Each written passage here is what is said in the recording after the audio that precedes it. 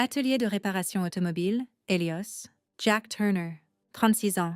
Père célibataire. Combinaison tachée d'huile. Graisse sous les ongles. Il répare une transmission sur un SUV flambant neuf. La PDG Vivian Helios entrée. 31 ans. Réputation glaciale. Elle inspecte l'atelier. Elle fronce les sourcils en voyant Jack utiliser une ancienne méthode militaire de test de pression. La voix de Vivian traverse tout l'atelier. Ce n'est pas une base militaire. Vous êtes viré, avec effet immédiat. L'atelier entier se tait. Jack serre les poings, baisse la tête. Sa voix n'est qu'un murmure. J'ai encore le service de l'après-midi. J'ai besoin d'argent pour les médicaments de ma fille. Viviane se retourne, s'éloigne, sans émotion. Jack sort par la porte. Puis, les pales d'un hélicoptère grondent, secouant le sol. Un MH-60R Seahawk de la Navy atterrit sur le parking. Un officier crie par un mégaphone. « Nous sommes ici pour le lieutenant-commandant Raven 6. » Tout l'atelier est figé. Jack Turner n'a pas toujours été mécanicien, mais personne chez Helios Automotive ne le savait. Pour eux, c'était juste un ouvrier comme les autres. Huile sous les ongles, épuisement dans les yeux, toujours les pires quarts de travail. La vérité, Jack était un père célibataire élevant sa fille de 8 ans, Ellie. Ellie souffrait d'asthme chronique, avec des crises sévères, du genre qui nécessite des visites aux urgences, des médicaments coûteux, des factures qui n'arrêtent jamais d'arriver. Alors, Jack travaillait des doubles quarts, parfois triples, changement d'huile le matin, transmission l'après-midi, reconstruction de moteur la nuit. Il ne se plaignait jamais, ne demandait pas d'aide, ne disait à personne pourquoi il avait tant besoin d'argent. Les autres mécaniciens remarquèrent des choses chez Jack. Cependant, des choses étranges, comme sa capacité à diagnostiquer un problème de moteur en 3 secondes, rien qu'en écoutant.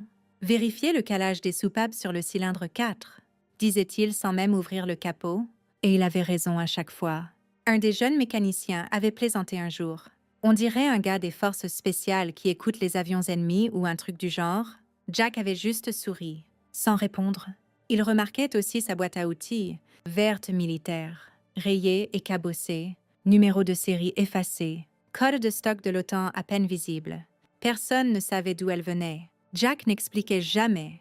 À la maison, dans leur petit appartement, les choses étaient différentes. Ellie s'asseyait à la table de la cuisine pour faire ses devoirs, en sifflant légèrement, son inhalateur toujours à portée de main. Jack préparait le dîner, des plats simples, macaroni au fromage, nuggets de poulet, tout ce qui permettait d'étirer le budget, mais Ellie ne se sentait jamais pauvre parce que son père transformait tout en aventure. « Tu sais, » disait Jack, « que les transmissions sont comme des puzzles. Il faut trouver la pièce qui ne va pas. » Ellie rayonnait. « Papa, c'est tout ?» Elle était tout son monde. Chaque décision qu'il prenait, chaque quart qu'il acceptait, chaque moment d'épuisement qu'il surmontait, c'était tout pour elle. Pendant ce temps, au bureau exécutif du dernier étage, Vivian Helios était assise derrière un immense bureau, examinant les rapports trimestriels. Elle avait 31 ans, mais paraissait plus âgée. Le stress fait vieillir vite. Elle avait hérité d'Helios Automotive de son père 2 ans plus tôt, quand il était mort subitement. Le conseil d'administration doutait d'elle. Les investisseurs la questionnaient. Les employés murmuraient. « Elle est trop jeune, trop émotive. Elle va couler l'entreprise ?» Alors, Vivian était devenue de glace. Aucune erreur permise, aucune excuse acceptée, aucune faiblesse montrée. Contrôler tout ou tout perdre. C'était la dernière leçon de son père. Elle parcourait les ateliers tous les jours, bloc-notes en main, cherchant les inefficacités, les erreurs, les raisons de prouver qu'elle était assez forte. C'est alors qu'elle avait vu Jack utiliser une ancienne technique, un test de pression militaire. Pas dans le manuel de l'entreprise. Différent signifiait faux, faux signifiait faiblesse. Faiblesse signifiait échec. Elle n'avait pas vu un père célibataire en difficulté. Elle avait vu un risque. Alors, elle l'avait viré devant tout le monde. Impact maximal, contrôle maximal, force maximale. Elle n'avait pas posé de questions, n'avait pas vérifié si sa méthode fonctionnait vraiment, n'avait pas vu comment ses mains tremblaient ou comment sa voix se brisait quand il mentionnait les médicaments de sa fille. Elle avait juste vu quelqu'un enfreindre ses règles et elle avait éliminé le problème. Les autres mécaniciens avaient regardé Jack partir. Certains se sentaient mal, la plupart restaient silencieux.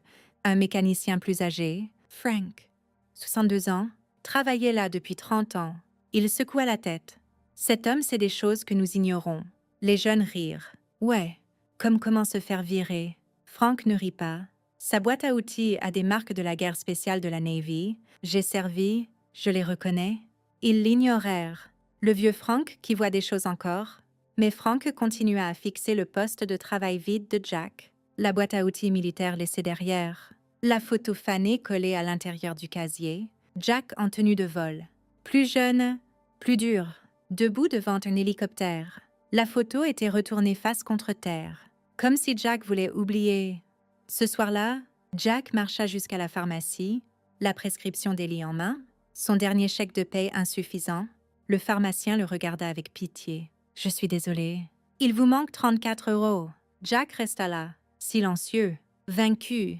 Ellie avait besoin de cet inhalateur, et il l'avait laissé tomber. Derrière lui, quelqu'un s'éclaircit la gorge. Il se retourna, une femme en uniforme d'officier de la Navy, un signe de commandant sur le col. Elle le regardait droit dans les yeux. Jack Turner. Il hocha lentement la tête. « Nous vous cherchons, Lieutenant Commandant. » Le visage de Jack pâlit. « Ce n'est plus mon nom. » Elle s'approcha. « La Navy n'est pas d'accord. »« Monsieur... » De retour à l'atelier, la nouvelle se répandit vite. Jack s'est fait virer. La PDG l'a descendu devant tout le monde. Brutal. Les jeunes mécaniciens se rassemblèrent dans la salle de pause. Quelqu'un rit. « Je suppose que ces trucs militaires n'ont pas marché. » Un autre ajouta. « Il aurait dû suivre le manuel comme tout le monde. Il a probablement menti sur l'argent pour les médicaments aussi. » Il ne savait pas. Il s'en fichait. L'humiliation était un divertissement. Frank. Le mécanicien âgé resta silencieux, mais sa mâchoire était serrée. Pendant ce temps, Viviane était assise dans son bureau, revoyant les décisions de la journée. Virer Jack semblait juste, forte, comme du contrôle, mais quelque chose la rongeait. Elle ouvrit les images de la caméra de sécurité, rembobina jusqu'au poste de Jack, le regarda effectuer le test de pression. Il bougeait avec précision. Confiance. Mémoire musculaire. Pas comme quelqu'un qui devine, mais comme quelqu'un qui l'avait fait 1000 fois dans des situations à haut risque. Elle zooma, observa ses mouvements de main, puis ouvrit son ordinateur portable, chercha des techniques de réparation automobile militaire. 5 minutes plus tard, son visage pâlit. La méthode de Jack n'était pas fausse. Elle était avancée, conçue pour des réparations rapides de carburant en conditions de combat. Taux de précision 98%. Méthode manuelle standard 73%. Elle l'avait viré pour être meilleure. Sa main trembla légèrement. Elle ferma l'ordinateur, repoussa le sentiment. J'ai pris la décision. Je la maintiens, mais le doute persistait. Ce soir-là, Jack raccompagna Ellie de l'école. Elle sifflait plus que d'habitude. « Papa, j'ai besoin de mon inhalateur. » Le ventre de Jack se noua. « Je sais, ma chérie. On va le chercher tout de suite. » Ils marchèrent jusqu'à la pharmacie. 3 pâtés de maison. La respiration d'Ellie empirait. À l'intérieur, le pharmacien les vit, sympathie dans les yeux. « Monsieur Turner, je suis désolée. Il vous manque encore 34 €. Jack sortit son portefeuille, compta les billets, les pièces. « 32. 30 €. Pas assez. » Ellie tira sur sa manche. « C'est pas grave. Paye pas. Je peux respirer. » Elle ne pouvait pas. Il entendait la lutte. Les autres clients regardaient. Jack sentait leur jugement, leur pitié. Il était un père qui ne pouvait pas payer les médicaments, un homme qui ne pouvait pas subvenir. Le pharmacien se pencha, murmura. « Je peux vous donner un échantillon ?» Juste cette fois, les yeux de Jack brûlaient. « Merci. » Dehors, il aida Ellie avec l'inhalateur, regarda sa respiration s'apaiser. Elle leva les yeux vers lui. « T'es le meilleur papa du monde ?» Il la serra contre lui, cacha son visage parce qu'il ne se sentait pas le meilleur. Il se sentait un échec. Puis le son, des pales de rotor, distant mais reconnaissable. La tête de Jack se redressa. L'instinct prit le dessus. Variante MH6SR Seahawk. Transport des opérations spéciales de la Navy. Pourquoi serait-il ici? L'hélicoptère apparut au-dessus des bâtiments, descendit vers le parking derrière la pharmacie. Les gens s'arrêtèrent. Téléphone sorti, enregistrement. La porte latérale s'ouvrit. Une officier femme, grade de commandant, sauta dehors. Elle marcha directement vers Jack et Ellie, s'agenouilla devant Ellie. « Salut, ma petite. Comment t'appelles-tu? »« Ellie. » Timide, l'officier sourit chaleureusement, fouilla dans sa poche, sortit une pièce de défi, guerre spéciale de la Navy, aigle gravé, bordure dorée. Elle la pressa dans la main d'Ellie. Ça appartient à ton papa? Il l'a gagné en sauvant 14 vies. Ellie regarda la pièce, puis son père. Papa, qu'est-ce qu'elle veut dire? La voix de Jack à peine audible. C'est rien. L'officier se leva, regarda Jack. Lieutenant Commandant, l'amiral m'a envoyé personnellement. Jack secoua la tête. Je ne suis pas. Opération Black Tide. Vous êtes le seul survivant qui peut identifier la signature radar. La foule se pressa plus près, écoutant, enregistrant tout. La voix de Jack se durcit. J'ai quitté cette vie. Le ton de l'officier changea, formel maintenant. Un soldat est porté disparu. Dernière position connue. Golfe d'Aden il y a 48 heures. Elle sortit une tablette, lui montra des données radar brouillées. Vous avez volé cette route exacte 17 fois. Vous connaissez le motif du signal? Jack fixa l'écran, son esprit déjà au travail. Il le vit, l'anomalie. 3e secteur, retour basse altitude. Ce n'est pas des débris, dit-il doucement. C'est un oiseau abattu, pilote encore en transmission. Les yeux de l'officier s'écarquillèrent. Vous voyez ça d'ici? Jack pointa. Décalage de fréquence ici signifie traînée de rotor. Il est vivant. Cache l'hélico? La foule murmura. Quelqu'un cria. C'est comme un super-héros. Ellie serra plus fort la main de son papa. Papa, tu sauves des gens? Jack s'agenouilla. Au niveau des yeux d'Ellie, je le faisais. Mapuche. Il y a longtemps. Pourquoi t'as arrêté? Sa voix se brisa. Parce que je pouvais pas sauver tout le monde. L'officier posa une main sur son épaule. Mais vous pouvez sauver celui-ci? Monsieur, de retour chez Helios Automotive. L'assistante de Viviane se précipita dans son bureau. Madame, vous devez voir ça? Elle sortit son téléphone, une vidéo virale. Déjà 2 millions de vues. Le titre, mécanicien viré révélé comme héros de la Navy. Viviane regarda, figée.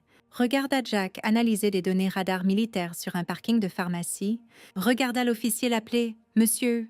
Regarda la réaction de la foule. Regarda Ellie regarder son père comme un étranger. La section commentaires explosa. La PDG Avironeros. Cette entreprise devrait avoir honte. Boycott Helios Automotive. Le téléphone de Viviane sonna. Le président du conseil. Voix furieuse. Vous avez viré un officier militaire décoré. Vous savez ce que ça fait à notre réputation? Viviane ne pouvait pas parler. Elle avait détruit la dignité d'un homme pour avoir suivi son entraînement, pour être excellent. Le président continua. Réglez ça maintenant ou vous êtes dehors. La ligne se coupa. Viviane s'assit en silence, fixant la vidéo, le visage de Jack, fatigué, essayant de protéger sa fille de la vérité. Elle l'avait vu comme un problème. C'était un héros, caché à la vue de tous. Le lendemain matin, des officiels de la Navy arrivèrent chez Helios Automotive. Ils avaient besoin de l'analyse complète de Jack. Ils en avaient besoin maintenant. Et d'un lieu sécurisé.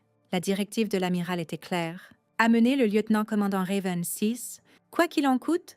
Viviane se tenait à la fenêtre de son bureau, regardant le personnel militaire s'installer dans sa salle de conférence, regardant ses employés murmurer et pointer du doigt, regardant la réputation de son entreprise s'effondrer parce qu'elle avait été trop fière, trop rigide, trop aveugle pour voir l'homme derrière la combinaison. Frank, le vieux mécanicien, frappa à sa porte. « Madame, j'ai essayé de vous dire que Jack était spécial. » Viviane se tourna. « Pourquoi ne l'avez-vous pas dit plus fort? » Frank haussa les épaules tristement. « Auriez-vous écouté? » Elle n'avait pas de réponse parce qu'ils savaient tous les deux qu'elle n'aurait pas.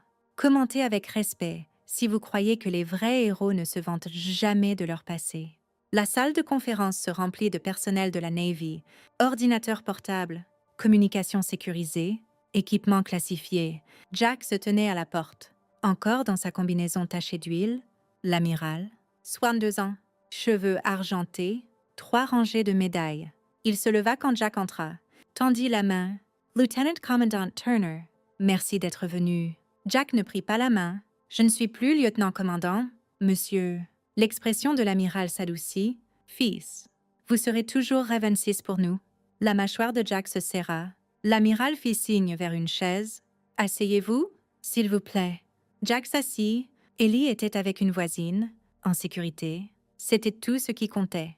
L'amiral afficha un hologramme. « Images Satellite. » Signatures Radar. Motif météo. Opération Black Tide. Il y a 5 ans, les mains de Jack se crispèrent. Je sais ce que c'était. Alors, vous savez pourquoi nous avons besoin de vous? L'amiral zooma sur le golfe d'Aden. Lieutenant Marcus Webb, 34 ans, pilote d'hélicoptère. Disparu depuis 48 heures. Il afficha une photo, visage jeune, sourire confiant. Le souffle de Jack se coupa. Il faisait partie de la nouvelle escadre, entraîné sur les mêmes routes que vous avez volées. La voix de l'amiral baissa. Les mêmes routes où vous avez perdu votre équipe. Jack se leva brusquement. Je ne peux pas faire ça. Vous l'avez déjà fait. À la pharmacie, vous avez identifié la signature en 10 secondes. Jack se tourna. Ça ne veut pas dire que je peux le sauver. L'amiral se leva. Mais vous pouvez essayer. Vous avez sauvé 14 hommes pendant Black Tide sous le feu. Dans une tempête, avec un appareil endommagé, la voix de Jack se brisa. J'en ai perdu 3. Vous en avez sauvé 14. J'aurais dû en sauver 17. La pièce se tut. L'amiral posa une main sur l'épaule de Jack. Les 3 que vous avez perdus, ils ont fait le choix. Ils ont tenu la ligne pour que les autres s'échappent. Les yeux de Jack brûlaient. J'étais le pilote. J'étais responsable. Vous étiez un héros. Vous l'êtes encore? Jack secoua la tête. Les héros ne quittent pas. Les héros ne finissent pas fauchés. À faire des vidanges. Incapables d'acheter les médicaments de leurs enfants, la poigne de l'amiral se resserra. Les héros font tout ce qu'il faut pour protéger ce qu'ils aiment, même si ça signifie laisser la gloire derrière. Jack leva les yeux, croisa son regard. L'amiral continua. Vous n'avez pas quitté. Vous avez priorisé votre fille sur votre carrière, sa sécurité sur votre réputation. Il fit signe vers les données. Mais en ce moment, Marcus Webb a une fille aussi. Elle a 6 ans. Elle attend que son papa rentre. Jack ferma les yeux, vit le visage d'Ellie, imagina une autre petite fille. Attendant, espérant, il ouvrit les yeux. « Montrez-moi les données complètes. » La pièce expira. Jack passa les 3 heures suivantes à analyser les passages satellites, les motifs d'interférence radio, les systèmes météo, les courants océaniques. Son esprit travaillait comme avant, vite, précis, implacable. Le personnel de la Navy regardait avec admiration. Il voyait des connexions qu'il manquait, des motifs qu'il ne pouvait identifier. Enfin, il pointa une coordonnée spécifique ici, à 31, 5 km au large de la côte somalienne. Il s'est écrasé dans un système de récifs coralliens. L'officier du renseignement fronça les sourcils. Nos scans ne montrent rien là-bas. Jack zooma. Parce que le corail crée une ombre radar. Le cadre en titane de l'hélicoptère est caché sous la structure du récif. Il afficha les données de marée. Il a peut-être 8 heures avant que la marée haute ne couvre complètement le cockpit. L'amiral saisit sa radio. « Lancez le sauvetage maintenant !» Pendant ce temps, dehors la salle de conférence, Viviane attendait. Elle était là depuis 2 heures, regardant à travers la vitre, regardant Jack travailler. Elle n'avait jamais vu une telle concentration, pure, absolue, vie ou mort. Ce n'était pas un mécanicien, c'était un guerrier. La porte s'ouvrit, l'amiral sortit. « Mademoiselle Elios, nous devons parler. » Ils marchèrent jusqu'à son bureau. L'amiral ferma la porte. « Votre employé, Jack Turner. Savez-vous ce qu'il a fait? » La voix de Viviane était calme. « J'apprends. » L'amiral sortit un dossier, le lui tendit. Elle l'ouvrit. Dossier de service. Commendations. Rapport de mission. Opération Black Tide. 17 Navy SEALs Coinces. Feu ennemi. Conditions de tempête. Visibilité 0. Lieutenant Commandant Jack Turner. Indicatif Raven 6. A volé dans la zone de mort 2 fois. Premier passage. Extrait 14 hommes. Appareil endommagé. Hydraulique défaillante. Il aurait pu partir. Aurait dû partir. Il est retourné pour les 3 derniers. A pris le feu ennemi. Moteur touché. Atterrissage forcé. Il a survécu. Son copilote. Son chef d'équipage. Son mitrailleur non pas. Il les a sortis de l'épave. A défendu leur corps pendant 6 heures, jusqu'à l'arrivée des secours. La main de Viviane trembla. Il a sauvé 14 vies, et vous le punissez pour avoir perdu 3 qu'il ne pouvait sauver. La voix de l'amiral était d'acier. Je ne le punis pas. La vie le fait. Il se punit lui-même chaque jour. Viviane leva les yeux, larmes aux yeux. Je l'ai viré, je sais. Je l'ai humilié, je sais. Comment réparer ça? L'amiral se leva. Vous commencez par le voir? Vraiment le voir? Il marcha vers la porte, s'arrêta. Jack Turner a choisi de quitter la Navy. Pas parce qu'il était faible, mais parce qu'il a trouvé quelque chose de plus fort. Quoi? Une raison de vivre au lieu d'une raison de mourir. Il partit. Viviane s'assit seule, fixant le dossier. La photo de Jack en uniforme. Plus jeune, plus dur, yeux qui en avaient trop vu. Puis elle rouvrit les images de sécurité. Jack en combinaison, souriant aux collègues. Tête baissée, travaillant, se cachant, non par honte, par douleur. Elle prit son manteau, conduisit jusqu'à l'appartement de Jack. Il était petit, délabré, peinture écaillée. Elle frappa. Jack ouvrit la porte, surprise sur le visage. Madame Helios. Elle vit derrière lui, vit Ellie jouer avec la pièce de défi, vit le frigo vide par la porte de la cuisine, vit les factures médicales empilées sur le comptoir. Elle vit tout ce qu'elle avait été trop aveugle pour remarquer. Sa voix se brisa. « Je suis désolée. » Jack la fixa juste. « Je suis tellement désolée. Je ne vous ai pas vu. Je n'ai pas essayé. » Ellie s'approcha, tira sur la manche de Jack. « Peppa, c'est la jolie dame de la télé. » Viviane s'agenouilla au niveau d'Ellie. « Salut, ma petite. Je m'appelle Viviane. Je travaille avec ton papa. » Ellie sourit. « Tu ressembles à une super-héroïne. Comme Wonder Woman. » Viviane rit. Un vrai rire. Pour la première fois depuis des années. « Ton papa est le vrai super-héros ?» Ellie rayonna. « Je sais. » Viviane se leva, regarda Jack. « On peut parler. » Jack hocha la tête. Ils sortirent. Viviane inspira. « J'avais tort surtout. Vous n'enfreigniez pas les règles. Vous montriez l'excellence. Pourquoi? » Jack resta silencieux. « Je vous ai viré parce que j'avais peur. Peur d'avoir tort. Peur de perdre le contrôle. » Elle croisa ses yeux. « Vous méritiez le respect. Je vous ai donné l'humiliation.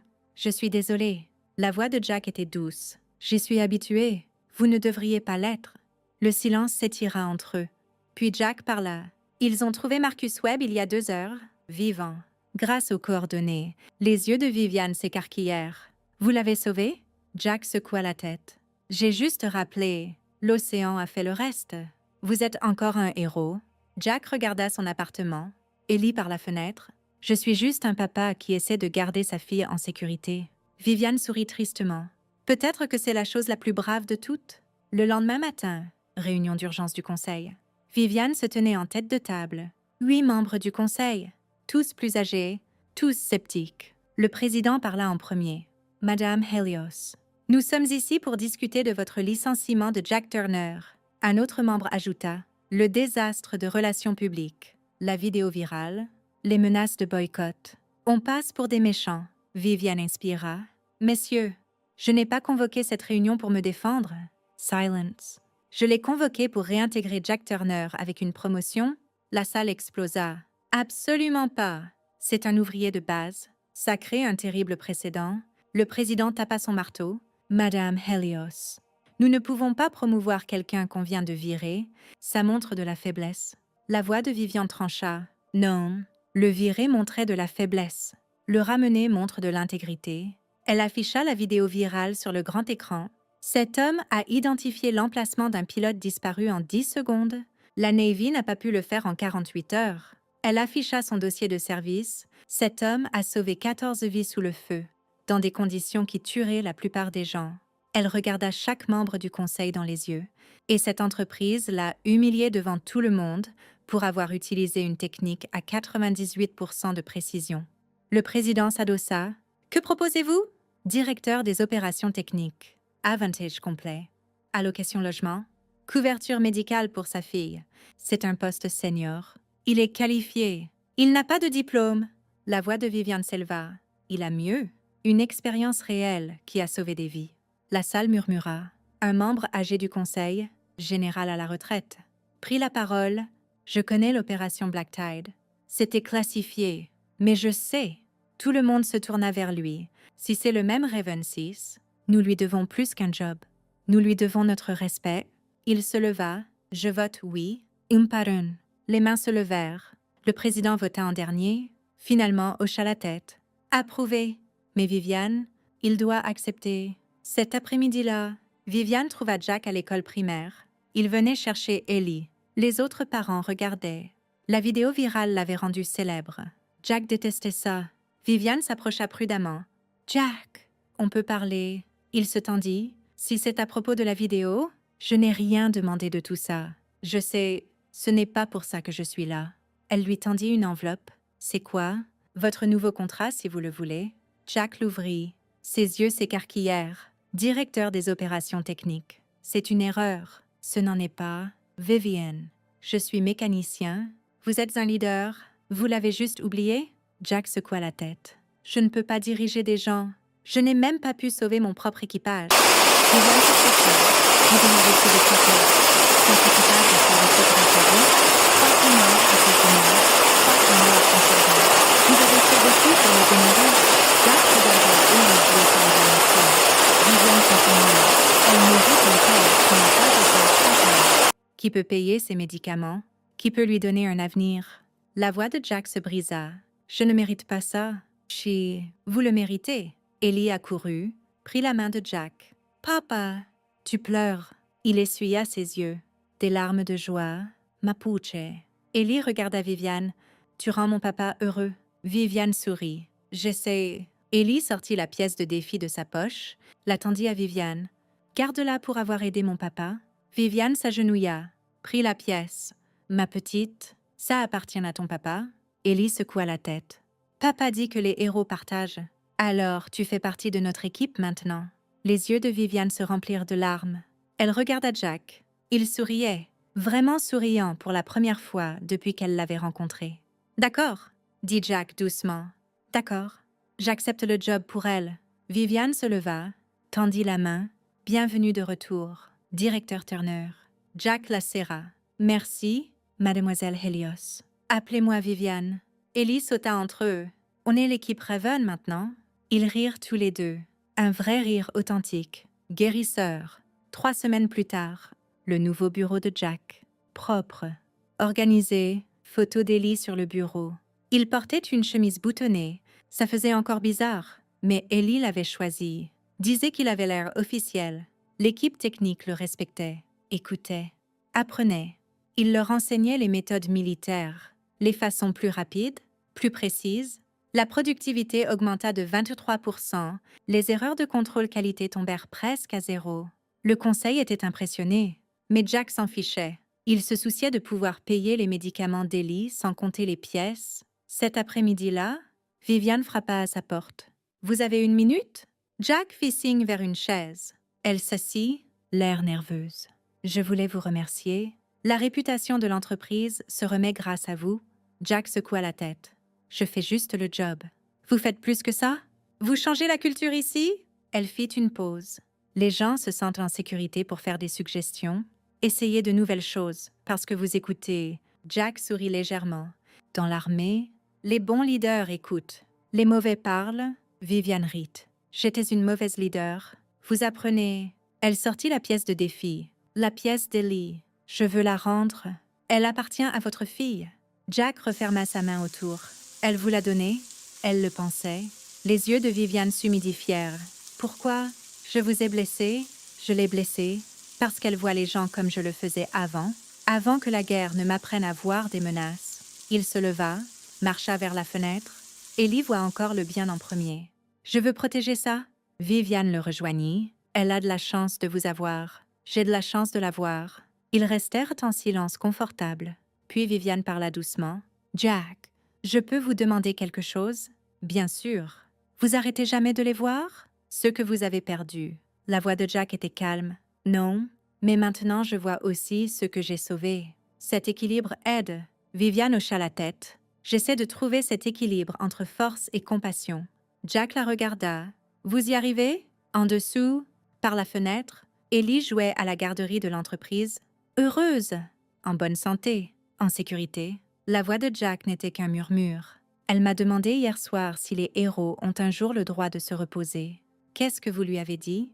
J'ai dit que les meilleurs héros trouvent de nouvelles batailles qui valent la peine d'être menées. Vivian sourit. Et quelle est votre bataille maintenant? Jack regarda Ellie rire. M'assurer qu'elle n'a jamais à mener la mienne. Vivian posa une main sur son épaule.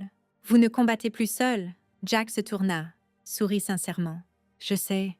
Dehors, le son des pales d'hélicoptère. Distant, s'estompant. Jack ne tressaillit pas, ne se tendit pas. Regarda juste sa fille jouer. enfin en paix. Parfois, nous jugeons les gens par l'uniforme qu'ils portent, le titre sur leur carte de visite, la voiture qu'ils conduisent, la maison où ils vivent. Nous voyons la surface et nous arrêtons de regarder. Mais sous chaque visage ordinaire, il y a peut-être une histoire extraordinaire. Un parent célibataire travaillant 3/4, luttant pour l'avenir de son enfant, un vétéran portant des cicatrices invisibles, choisissant la paix plutôt que la gloire. Un leader qui a appris l'humilité par une perte dévastatrice. Jack Turner n'avait pas besoin d'un titre pour être un héros. Il était un héros quand il portait une combinaison, quand il comptait les pièces à la pharmacie, quand il choisissait sa fille plutôt que sa fierté. Le vrai honneur ne demande pas de reconnaissance. Il travaille en silence et sert humblement, protège farouchement, et quand le moment vient, quand quelqu'un a besoin d'être sauvé, cet honneur surgit. Pas pour les applaudissements, mais parce que c'est juste. Viviane a appris que le jugement sans compréhension est de la cruauté, que le contrôle sans compassion est de la tyrannie, que parfois, la chose la plus forte que l'on puisse faire est d'admettre qu'on avait tort. Nous avons tous le pouvoir d'humilier ou d'élever, de détruire la dignité ou de la restaurer. Le choix nous définit. Pas nos titres, pas notre richesse, pas notre autorité. Mais comment nous traitons les gens quand nous avons le pouvoir de les blesser? C'est là que le caractère se révèle. C'est là que les héros se font. Pas sur les champs de bataille, mais dans les moments quotidiens de gentillesse, de respect et de décence humaine. Abonnez-vous si vous croyez que le vrai honneur ne s'efface jamais, peu importe où la vie vous mène. Are you ready to be? No, I need to lock you in this. No, why do I keep going to this? Everything but what I need, and I keep putting my iron axe in the wrong places. Trident. Oh, the lightning. That wasn't just the power of the trident. Right. I understand now. Trap.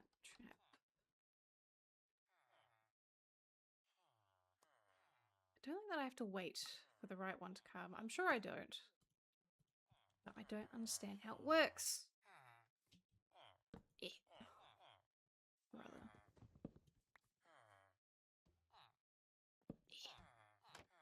Beautiful. Okay, why didn't you work? Eh. Is it because it's too tall? Do librarians not get the protection of the trapdoor?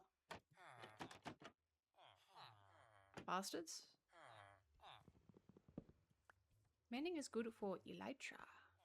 Elytra is the wings, yes? I'm remembering that correctly. Oh, they're gonna be so jazzed when they see how much more room they have. Yeah, enjoy! Enjoy, boys! Oh, look at them! Oh shit! They're getting out!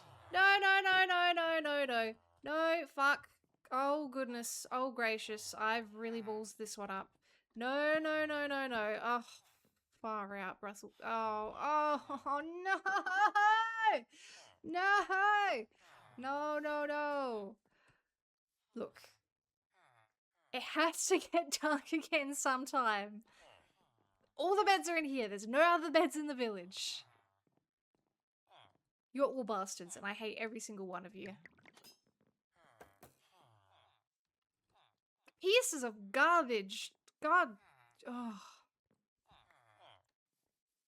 I thought they were excited about the new jobs, and they just wanted to see the new fun places I'd opened up for them. And they played me for a fool. Why is this like this? Put that back. I don't know what Parsnip was doing. Clearly she had an idea. Ugh. Rather. Why are they like this? Why do they suck? Why do they desire freedom? Have I not provided them with everything? Just you wait until I get everyone who I need and I lock them into their work holes forevermore.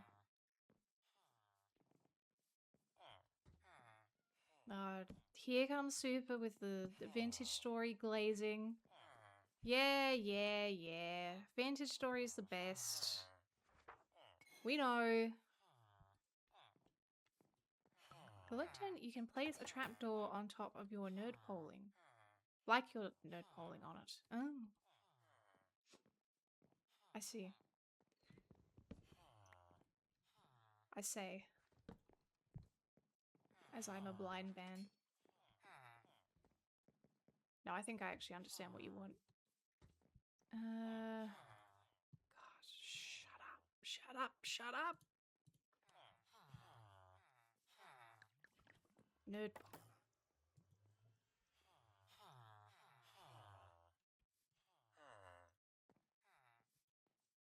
Cam, I don't understand what you mean actually. I have to. Right. Thorns. Do I want I want to reset that one, don't I? Thorns is not a good. Let's try that again.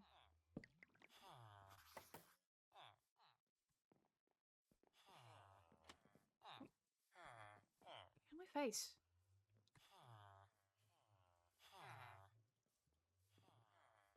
Riptide! It's a very exciting name, but I assume not good. Remember to shift. How do you nerd pole while shifting? Oh. You can jump while crouched?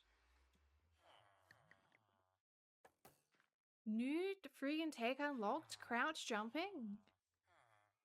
Never before seen? World first?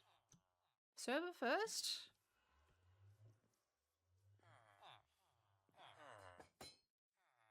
Anyway, advice. Advice vis-a-vis Riptide.